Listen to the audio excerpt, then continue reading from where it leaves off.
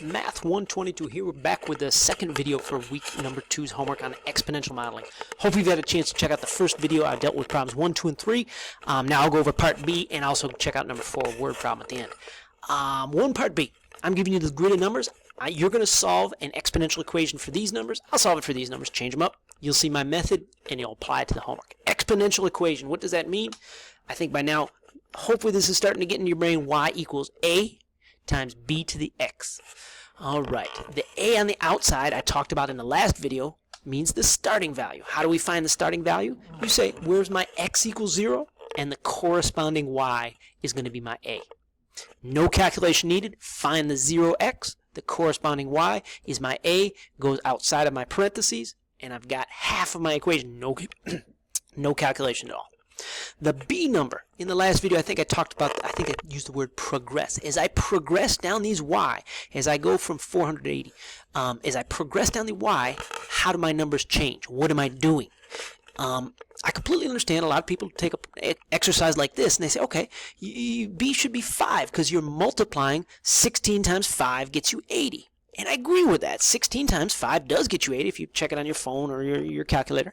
However, check out that arrow. That arrow is going from the top down to the bottom. It's going from 80 down to 16. You're not multiplying here.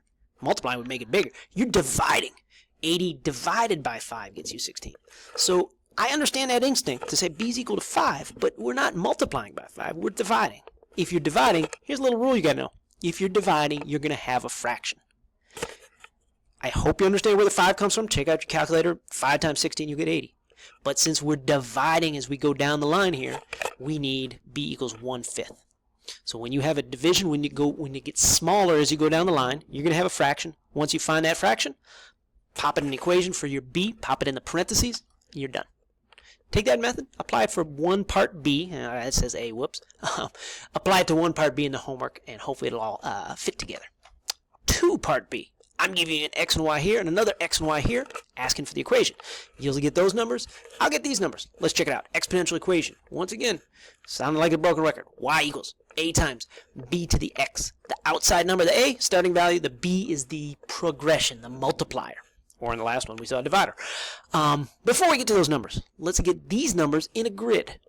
X and a y, x and a y. 3, 250. There's some extra rows. What's going on? Well, I'm not going to put a 3 right in this row because 0 and 3 are not consecutive. Let's go down the line. 0, 1, 2, and now we're ready for the 3. What's the y that goes with it? 250. And you'll see that that y has to correspond. Don't slide the 250 up here. No. 3 goes with 250. All right. Now we're ready to go back to the equation. Turn my attention here. A, that's the starting value. Find the 0. The corresponding is 2. I've got my starting value. I've got my A. Plug it in. Halfway there. The B, the progression. Well, 2 and 250. But look at these extra rows in the middle. We cannot jump straight from 2 to 250. We have to jump once, twice, and 3 times. Our progression takes 3 steps, if you will. Which is another way to say you have to multiply 3 times. 2 times what, and what gets you to 250. Why are there 3 blanks? Because there's 3 spaces here. This is a guess and check problem. Well, okay, I'll be honest. There's 2 ways to solve this. If you are feeling, confident about your math and you say, hey, I can do a cubed root, you can solve this. If you heard the word cubed root and were like, whoa, no, I didn't sign up for this.